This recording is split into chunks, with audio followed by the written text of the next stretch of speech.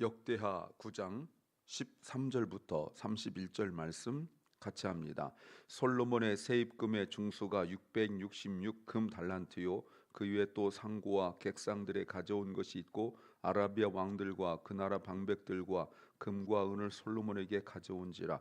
솔로몬 왕이 쳐서 느린 금으로 큰 방패 200을 만들었으니 매 방패에 든 금이 600세겔이며 또 쳐서 느린 금으로 작은 방패 300을 만들었으니 매 방패에 든 금이 300세겔이라. 왕이 이것들을 레바논 나무 궁에 두었더라. 왕이 또 상아로 큰 보좌를 만들고 정금으로 입혔으니 그 보좌에는 6층계와 금족대가 있어 보좌와 연하였고 앉는 자리 양편에는 팔걸이가 있고 팔걸이 곁에는 사자가 하나씩 섰으며 또 12사자가 있어 그 6층계 좌우편에 섰으니 아무 나라에도 이같이 만든 것이 없었더라. 솔로몬 왕의 마시는 그릇은 다 금이요 레바논 나무 궁의 나무들도 다 정금이라. 솔로몬의 시대에 은을 귀히 여기지 아니함은 왕의 배들이 후라무의 종들과 함께 타시스로 다니며 그 배가 3년을 1차씩 금과 은과 상아와 잔나비와 공작을 실어 옮이더라. 솔로몬 왕의 재산과 지혜가 천하 열왕보다 큰지라. 천하 열왕이 하나님께서 솔로몬의 마음에 주신 지혜를 들으며 그 얼굴을 보기 원하여 각기 예물을 가지고 왔으니 곧 은그름과 금그릇과 의복과 갑옷과 향품과 말과 노새라. 해마다 정한 수가 있었더라. 솔로몬의 병거 매는 말의 위안간이 4천이요 마병이 1만 2천이라. 병거 성에도 두고 예루살렘 왕에게도 두었으며 솔로몬이 유브라데 강에서부터 블레셋 땅과 애굽 지경까지 열왕을 관할하였으며 왕이 예루살렘에서 은을 돌같이 흔하게 하고 백향목을 평지에 뽕나무같이 많게 하였더라. 솔로몬을 위하여 애굽과 각국에서 말들을 내어왔더라. 이 외에 솔로몬의 시종 행적은 선자 나단의 글과 실로 사람 아히야의 예언과 선지자 이도의 묵식제 곧 이도가 느바세 아들 여로보암에게 대하여 쓴 책에 기록되지 아니하였느냐. 솔로몬이 예루살렘에서 온 이스라엘을 다스린 지 40년이라. 솔로몬이 그 열주와 함께 잠에 그 부친 다윗의 성에 장사되고 그 아들 르호보암이 대신하여 왕이 되니라. 아멘. 솔로몬의 재산과 죽음에 관한 내용이고요. 열왕기상 10장 14절부터 28절의 내용과 매우 흡사합니다. 거의 같습니다. 여기까지 이제 하나의 내용이 맞춰지고 솔로몬의 이야기로 하나의 이야기가 맞춰지고 이제 10장 1절부터는 또 다른 이야기가 시작됩니다. 설교 제목은 욕심 부리지 말고 더 중요한 원리를 놓치지 말라. 욕심 부리지 말고 더 중요한 원리를 놓치지 말라. Don't get greedy and lose sight of the more important principles. Don't get greedy and lose sight of the more important principles. 사람이란 것이 어쩔 수 없이 욕심을 부리게 되어 있지만 그 욕심 부리는 것이 정도에 지나치게 되면 정말 중요한 원리, 제가 자주 말씀드리죠. 이 중요한 원리를 놓칠 수 있습니다. 왜냐하면 그 욕심 때문에 눈이 가리워지고 마음의 분별력이 없어져서 둔하게 되어진 거예요. 사람이 우리가 세상 사람들은 빼고 우리 그리스도인들이 내가 영적으로 연약해졌을 때 나타나는 가장 대표적 현상이 무엇입니까? 둔함이죠. 또 민감함이 자기 관심 있는 것에만 민감해요. 아무리 진리를 말씀이 전파되고 그래도 들으려 하지 않고 눈을 감아버립니다. 귀를 닫아버립니다. 그런데 그 와중에 자기에게 관심 있는 것만 이야기하고 그런 주제가 나오면 민감하게 반응을 보이죠. 이것이 믿음이 약해진 대표적인 특징이고 영적으로 둔해진 가장 대표적인 특징이에요. 예수님께서 공생애로 계실 때도 그 생명의 말씀이 선포되는데 바리새인과 사두개인의 특징이 뭡니까? 전혀 그 마음에 반응을 보이지 않죠. 그 말씀에 마음의 반응을 보이지 않죠. 그리고 난 이후에 예수님께서 어떤 내용들에 대하여 트집 잡는 것, 결국 대제사장이 거짓 증인들을 세워서 예수님을 재판할 때 그거 아니었습니까? 죽은 지 사흘 만에 살아난다는 등 이거 굉장히 핵심이잖아요. 예수님께서 하나님의 아들이라는 등 이런 것들은 기독교 핵심인데 그게 트집거리가 되는 거예요. 왜 그래요? 영적으로 둔해져서 그런 거예요. 그런데 그들뿐만 아니라 우리도 영적으로 둔해지면 내가 관심 있는 것에만 이익이 되고 손해되는 것에만 민감해진다. 그러나 영적인 중요한 진리에는 둔해지는 것이 특징이에요. 어떤 모습일까요? 첫째는 결과와 과정을 확인해야 한다. 결과와 과정을 확인해야 한다. We must check both the result and the process. We must check both the result and the process. 오늘 13절 말씀에서 솔로몬의 수입을 이야기합니다. 위의 내용, 그러니까 바로 위의 내용 외에, 바로 위의 내용 내외 8장 17, 18절, 9장 10절부터 12절에서 벌어들이는 것 외에 수입이 금 666달란트다. 이게 정확하게 어느 정도인지 모르지만 다른 영어 성경 번역본에 보면 약 23톤 정도 된다. 상상할 수 있냐는 거예요. 일생이 아니라 매년을 말하고 있습니다. 이 말이 지금 여러분 이게 왜 왔는지 몇 가지 차원에서 봐야 돼요. 첫째는 아버지가 성전 건축하고도 남을 어마어마한 물질을 남겨두었습니다. 잘 먹고 잘 살으라고. 일반적인 믿음 없는 부모들, 믿음 있어도 하나님께 전적으로 순종하지 못한 부모들이 늘 자식들 신경 쓰고 이러죠. 제가 자주 말씀을 드렸잖아요. 개혁주의 신학의 그 요소, 하이델베르 요르분답 얘기했었죠. 부모가 믿음이 없어서 자녀에게 물질을 남겨주었을 때 자녀가 부모보다 똑똑한데 물질을 남겨두면 그 자녀의 지혜로움이 무뎌져서 망할 것이고, 만약에 부모가 자녀에게 물질을 남겨주었는데 자녀가 부모보다 덜 지혜로우면 그 물질 때문에 망하게 될 거다. 이게 개혁주의 신학의 중요한 그 요소 중에 하나잖아요. 근데 다윗이 어마어마한 물질을 남겨줬는데 솔로몬이 자신의 유익을 위해 사용하지 않고 모두 무엇을 위해 쓰냐면 성전 건축을 위하여 사용해요. 그리고 성전 건축에 어느 것도 부족함이 없이 하나님께서 설계해 주신 그대로 아주 충성스럽게 했을 때 그 남은 것 가지고도 자기 궁전을 짓고 다른 것 짓고도 충분했다는 말이에요. 무슨 말이죠? 욕심 부려서 따로 빼돌리지 않았다는 말이에요. 충분히 그래도 되거든요. 어차피 남으니까. 그런데 솔로몬이 그렇지 않고 그 어마어마한 재산을 가지고 모두 하나님의 일을 하고 났더니 이렇게 하나님이 더 부어주시더라. 지금 그 얘기하고 있는 거예요. 오히려 물질이 더 많이 부어주고 있죠. 그래서 솔로몬은 금방패를 만들고 왕의 의자를 백향모로 만들고 금으로 입히고 그릇들도 다 금이에요. 심지어 20절 말씀에 은, 실버는 귀금속으로 여기지도 않았어요. 너무너무 그 얘기를 지금 반복적으로 하고 있죠. 20절 말씀에 귀히 여기지 않았다라고 말하고 있지 않습니까? 또 보세요. 얼마나 많은지 27절에 왕이 예루살렘에서 은을 돌같이 은하게 했다. 왜냐하면 금이 이렇게 많으니까 말이죠. 그런데 나중에 애굽 왕 시삭이 르호보암 때, 르호보암이면 솔로몬 바로 그 다음이 르호보암입니다. 르호보암 때 예루살렘을 공격해서 점령을 하는데 그때 성전에 있었던 이 금방패를 다 가져가요. 나중에 르호보암이 창피하니까 금방패는 못 들고 동으로 만든, 구리로 만든 방패를 만들어 가지고 다녔다. 이게 성경 기록이거든요. 무슨 말이죠?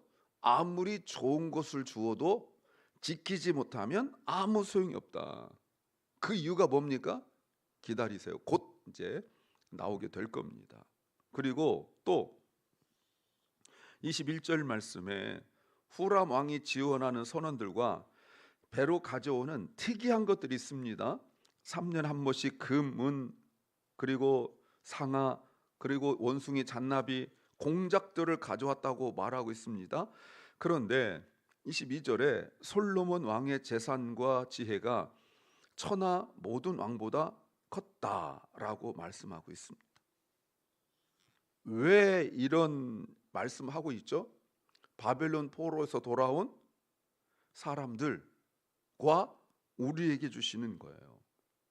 무엇을 우선순위로 하느냐에 따라 사람들이 그렇게 갖고 싶어하는 것 그 이상의 풍요로움과 풍성함을 하나님께서 채워 주시더라는 거죠. 어떻게 솔로몬이 이렇게 많은 재산이, 재물이, 돈이 생겼습니까? 사업을 잘해서인가요? 여러분, 그 이전 있죠? 오늘 본문이 그것을 분명하게 밝히고 있습니다. 물질이 어떻게 이렇게 많이 생겼는지에 대하여 말씀하고 있는 거죠. 무슨 말을 하려는 거예요?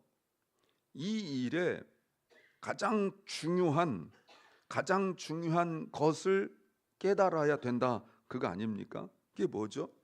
하나님께서 주신 언약의 성취로서 22절에 솔로몬 왕의 재산뿐만 아니라 그 다음에요, 지혜가 있고, 23절 천하 열왕이 하나님께서 솔로몬 마음에 주신 지혜를 듣기 위하여 왔다, 이렇게 말하고 있습니다.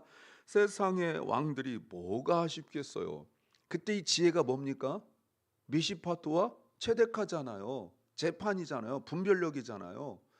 스바 여왕이 와서 놀래 자빠졌던, 그거 말씀 8절에 공과 의, 공의와 정의, 미시파트와 체데카를 가지고 나라를 다스림을 보고 왕들의, 세상 왕들의 마음속에도 야, 저렇게도 나라가 되는구나, 저래야 되는 거구나를 배우러 왔다는 거예요. 여러분, 사실 여기 이집트도 말을 보냈다고 하는데 이집트의 땅의 크기는 그때 이스라엘의 몇십 배가 되잖아요.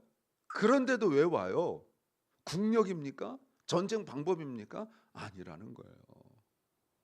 미시파트와 체데카, 공의와 정의를 배우러 왔다라고 말씀하고 있는 거죠. 그래서 우리가 영적으로 민감하게 되어서 결과와 과정을 눈으로 분명하게 확인해야 된다는 겁니다. 두 번째는 계속 점검해야 한다. 계속 점검해야 한다. We must keep checking. We must keep checking. 29절 말씀에서 보시면 이 이외에도 이렇게 많이 썼는데도 이 이외에도 솔로몬의 시종 행적은 선자 나단의 글, 실로 사람 아이야 예언, 선견자 이뚜의 무식책 곧 이뚜의 느밧의 아들 여로보암에 대해 쓴 책이 기록됐다. 이런 거는 이제 신학교 다닐 때 저학년 때 구약개론 시험에 어디에 기록됐느냐, 이런 거 시험 나오고 이러거든요. 이런 거 보세요. 무슨 말하는 거죠? 이미 앞에도 누구도, 세상 누구도 가지지 못할 어마어마한 것들을 누리고 있는데 이것이 전부가 아니라는 거예요. 무슨 말이에요? 눈에 보이는 것이 전부가 아니라는 거예요. 그것을 하나님께서 한 군데도 아니고 세 군데에 기록하게 하셨다는 겁니다. 우리는 지금 볼 수가 없지만 이것이 바로 기독교의 신비함이고 이것이 바로 기독교의 담대함이라는 거예요. 바벨론 포로에서 돌아온 사람들에게 지금 먹을 것이 없다고 계속 찡찡대고 불안해하고 두려워하고 하나님의 성전을 짓지 못하고 바벨론 포로에서 돌아온 그 목적대로 살지 못하고 있는 그들에게, 움츠려들고 기가 죽고 있는 그들에게 우선순위의 문제를 밝히고 있는 거죠. 눈에 보이는 가치로 본다면 솔로몬이 가진 것보다 더 많이 가진 사람들이 많아요. 왜 없겠어요? 이집트 왕만 하더라도 그랬고 주변 나라들에서 훨씬 더 많아요. 두루 왕 후람 같은 경우도 훨씬 더 돈이 많을 가능성이 있어요. 그런데도 왜 솔로몬을 성경은 최고로 칩니까? 눈에 보이지 않는 그 부분이 있었기 때문에 그런 거예요. 우리가 계속 그걸 점검해야 되는 거예요. 그렇지 않으면 우리는 내 손에 쥔 것, 내가 가진 것에만 급급해서 그것만 날마다 계산하고 있지 않겠느냐라고 이야기하고 있는 거죠. 자, 보세요. 분명히 솔로몬도 약점과 부족함이 있습니다. 근데 역대의 기록 특징상 그런 이야기는 하지 않죠. 만약에 눈에 보이는 것으로만 모두 보여줄 수 있다면, 그래서 우리가 눈에 보이는 것 뭐뭐뭐를 체크할 수 있게 할 수 있다면, 눈에 보이지 않는 믿음은 계속 우리가 점검해 나가야 돼요. 왜요? 그렇지 않으면 우리는 눈에 보이는 것에 휩쓸리기 때문에 그래요. 우리가 그걸 보지 못하는 것을 안타깝게 여기고 우리가 그것을 하나님 앞에 기도해서 보여달라는 기도를 당연히 해야 합니다. 세 번째는 불안해하지 않아도 된다. 불안해하지 않아도 된다. We don't have to be anxious. We don't have to be anxious. 자, 이제 솔로몬의 모든 것이 끝났습니다. 31절에 솔로몬이 그 열주와 함께 잤다라고 말하고 있고 그 붙인 다윗의 성에 장사되었다라고 말합니다. 자, 이 상황 속에서 바벨론 포로에서 돌아온 사람들에게 말하고 있는 분명한 것이 무엇입니까? 바벨론 포로에서 돌아온 사람들과 너무나 다르고 비교가 되죠. 솔로몬은 다른 나라들까지 점령하고 다스렸어요. 오늘 본문 보시면 다른 나라들의 왕들이 23절에 하나님께서 솔로몬 마음에 주신 지혜를 들으려고 그 얼굴을 보려고 그냥 오지 않고 24절 많은 것들을 가지고 왔다라고 말하고 있습니다. 어마어마한 거죠. 그런데 지금은 이때 당시 그때는 바벨론 포로 돌아온 사람들이 포로에서 벗어났지만 여전히 페르시아 바사의 속국으로 지배 속에 있었잖아요. 왜 이렇게 됐냐는 거예요. 지배하던 사람들이 왜 지배를 당하고 있냐는 거예요. 단 한 가지 문제죠. 그게 뭡니까? 예배 문제라는 거예요. 말씀의 순종의 문제라는 겁니다. 너무나 다른 인생, 저 높은 곳에 살던 사람이 저 바닥까지 떨어진, 이거는 실력과 능력의 문제가 아니라 예배를 얼마나 소중하게 여기느냐 문제라는 거예요. 곧 성전으로 드러나는 거죠. 다시 말씀드리지만 8절에 있는 공과 의, 공의와 정의, 미시파트와 체데카를 행하고도 잘 살 수 있다. 아니, 오히려 공의와 정의를 행하여야 잘 산다라는 것을 솔로몬을 통하여 분명하고 확실하게 눈으로 보여주고 있다는 거예요. 막연하게 너희가 나중에 잘 될 것이다, 언젠가는 너희도 잘 될 거야 라는 희망 고문이 아니라 실제로 눈앞에 그 모든 것들을 보여주었죠. 그러나 나머지 왕들은, 솔로몬 이후의 나머지 왕들은 정치적 능력이 뛰어나고 개인적 실력이 뛰어났지만 그들의 실패는 뭐냐면 공과 의, 공의와 정의를 버렸기 때문에 그런 거예요. 그 말이 뭐죠? 내가 기준이 되고 내 이익이 기준이 되어서 결국 어디까지 했습니까? 우상 숭배까지 하게 된 거예요. 그래서 제가 자꾸 말씀드리지만 이스라엘은 우상 숭배로 망한 게 아닙니다.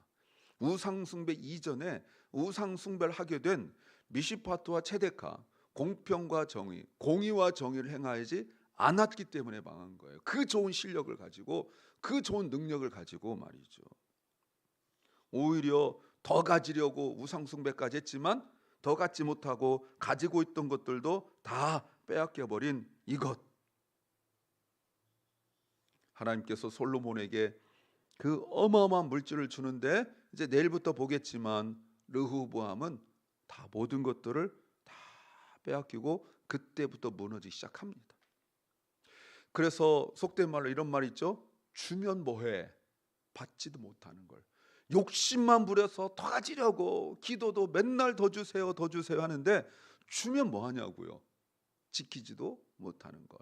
그 지키는 게 실력이 아니라 믿음이라는 것, 우리가 분명히 깨달아야 됩니다.